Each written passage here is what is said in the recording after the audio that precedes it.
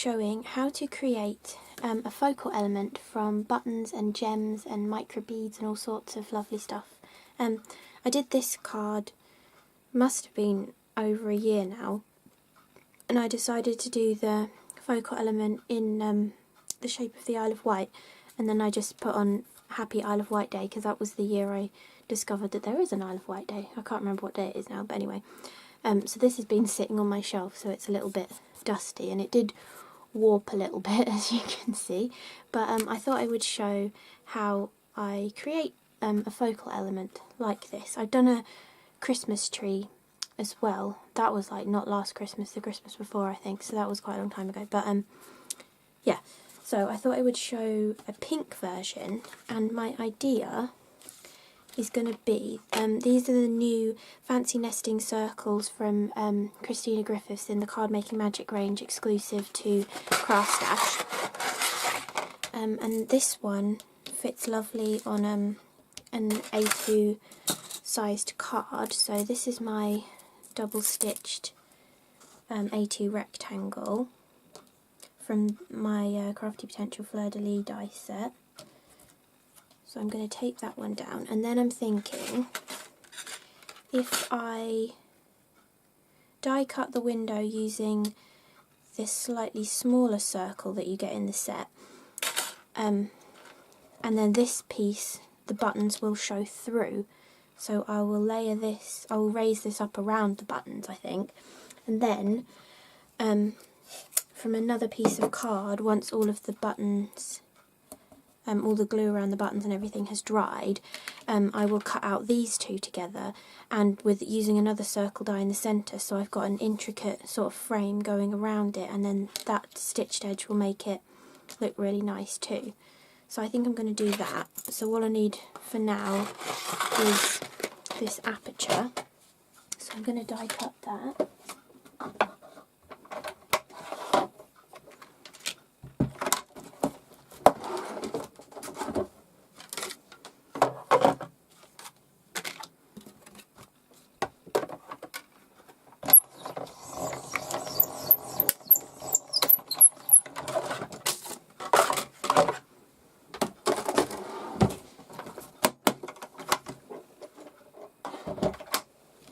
So we've now got our aperture piece, and then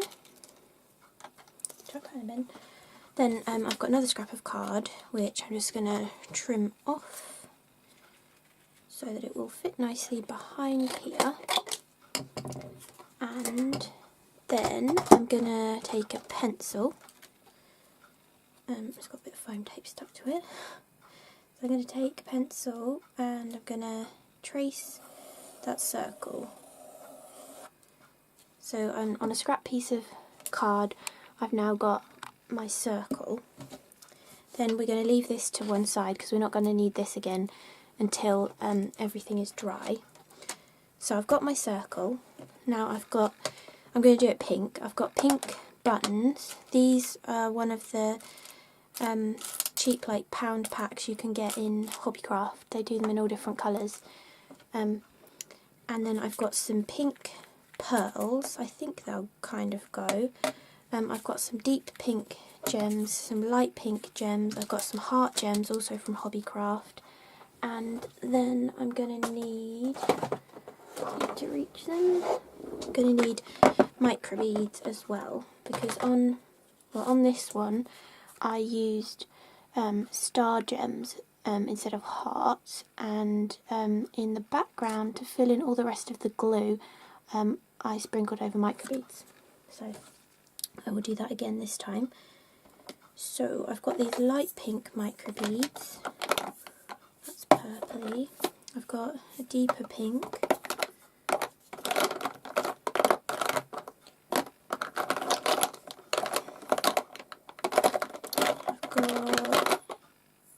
that's more of a purple.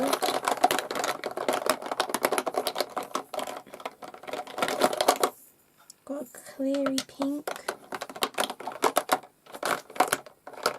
Yeah, I think that's all the pinky ones. Oh, actually, what's this? Oh, pink too. Oh, they're going to work nicely. Okay, so I'll pick between them later on. And if you're wondering where I get my microbeads from, I got most of them from either the Works or Poundland. They didn't come in any of these pots. They came in like tiny little vials, or the little glass bottles with the corks in the top, and you get like 10 or 12 for £1 with all different colours in. But my mum really wanted a lot of the little bottles, so we bought multiple sets, and then I got all of the microbeads out of them. And then I did also get even more off of Amazon. I think it was about the same price really, but I got multiples so that I had lots of the same colours, because sometimes in Poundland and the Works they kind of changed what colours were in the set. So anyway, okay, so I'm going to open these gems as well. So I've got tons of different pink things to go onto here. I'm going to, if I zoom out a little bit, I'm going to tip out some of these buttons, although I want to make sure I get one of those ones because they're cool. So there's loads of different buttons in these sets. So you get like square ones, tiny round ones. These ones are really cool, where they've got like a funny texture on them. That I've used one, this kind of one. I think that was the only one I had of that, but it looks perfect. So I'm going to use one of them on this card. So you just want to basically go through and pick out some buttons that you really like the look of, and just start placing them down to see how many you've got. And don't forget, if you've got like large holes over the top, or it dips in or something, you can stick a gem over that as well, so you don't have to stick to just what the buttons look like. I think I'll throw the square one in there.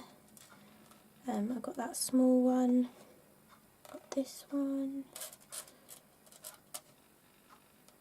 and you can you don't have to pick them all out at the beginning. As you're going along sticking them down, you might find you just need a small button and it would fit perfectly, so you can easily change your mind as you go along.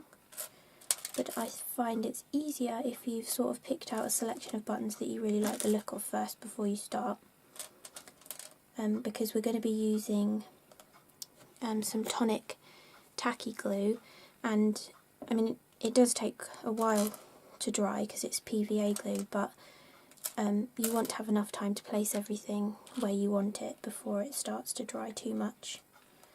So I reckon with adding in some of these gems and things, that's probably going to be about the right amount. So I'm going to put all of these back.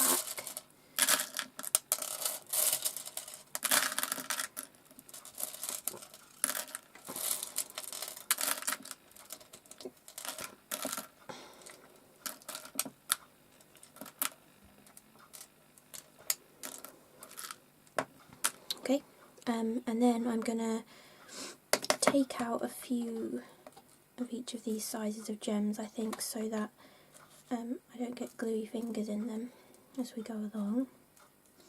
These tiny little gems will be really useful for filling in any really tiny gaps, and it's quite nice to mix lighter and darker colours together as well.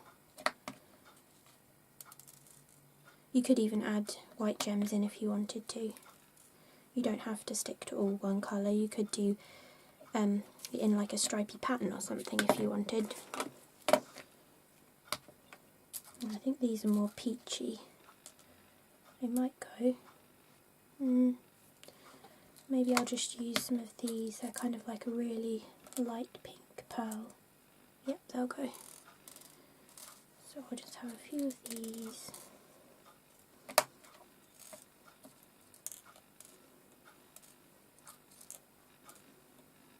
Okay, so we've got our gems, we've got our buttons, and we've got some heart gems to add in too. So now we want to take the Crafti Tacky glue, and I'm going to take a glue spreader as well.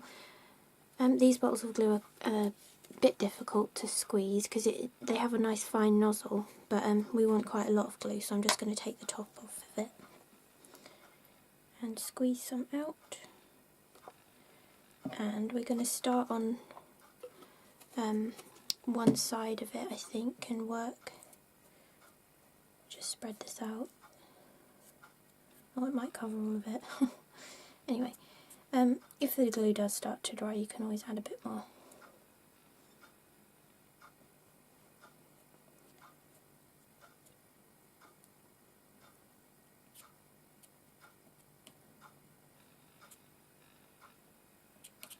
Okay, so now I want to start with some of the bigger buttons, making sure that you don't leave too big a spaces between, although in any of the little spaces you can always, oh it went up the wrong way, you can always drop in some of the smaller gems and things. Typical. Okay, that's up the right way now.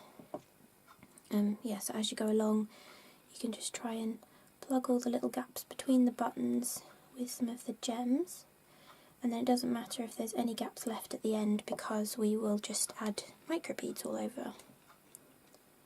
So you just want to keep going like this, just placing everything in, adding in a few gems here and there. Oh, stop going upside down. Move buttons closer, add in another gem.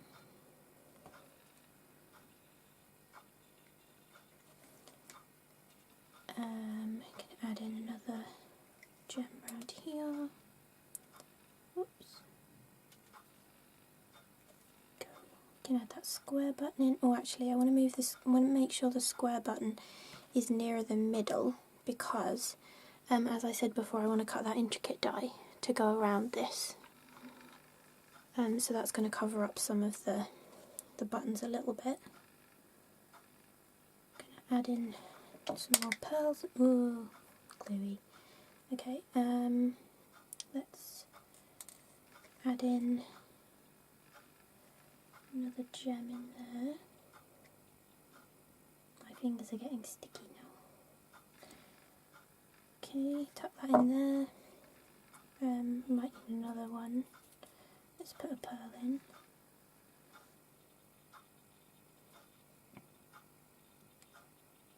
And then with that button there, let's add in a heart. That's nice. A lighter heart as well. You see, we can even stick hearts on top of buttons, so I'm going to use some extra glue. Stick a heart right in the centre of that button.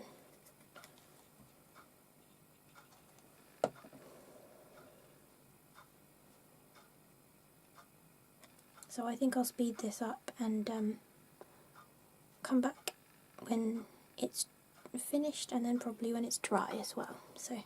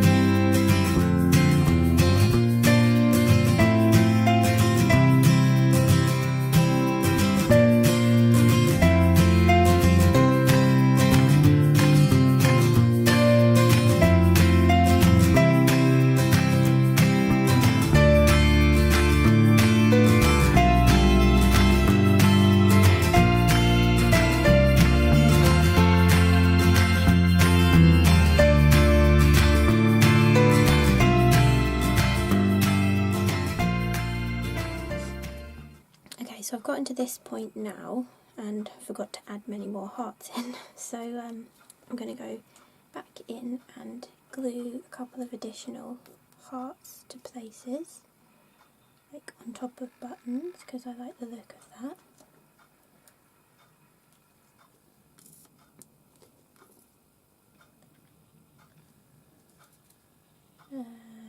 Another dark one. Maybe this button. and then one more light one, I think. And that will go just there. Okay, so now the next step is to add the microbeads to fill in all the rest of the gluey areas. Now in some places you might want to add a smidge of extra glue just to make sure that they're gonna have enough glue there to be able to fill in the gaps. Okay, I think that looks good. Now we need a container, so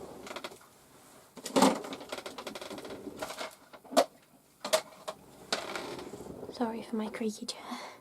Okay, so I've got a container, and I'll make sure it's really clean first. And we'll put our piece in there. Then we're going to decide what microbeads to use. Now I think I'm going to toss up between these two. I think this one is a bit of a mixture. Yeah, so I think I'm going to use this one. And you just want to dump them all over. So you can't see any of the glue. Okay, then wiggle them around a bit and tip off the excess. Perfect. So some of them may have stuck in odd places, like around this button and things, but once it's dry, if you don't like where they are, you can just pick them off. So, why is my camera being weird? Ooh. Okay, yeah, so that's the technique, and I will come back when that's dry, and maybe when I finish the card as well, and show you what that looks like. So see you in a minute. Hello, I'm back again. So here we had the finished card from the button focal element I showed you how to make at the beginning of the video. I've got a top tip too. So I left this one to dry. I actually left it on top of a water pot, so the air was getting underneath and on top of it, which stopped it from buckling like my original Isle of Wight card did. So that's just a tip. If you raise the panel up a little bit, the air can get underneath it and then it dries nice and flat. I also decided to film finishing off this card, so I made another button focal point as an anniversary card for my two best friends. And this will be an actual video over on my Crafti Potential channel. It probably will have gone up way before this one, but I'll put a link to it below.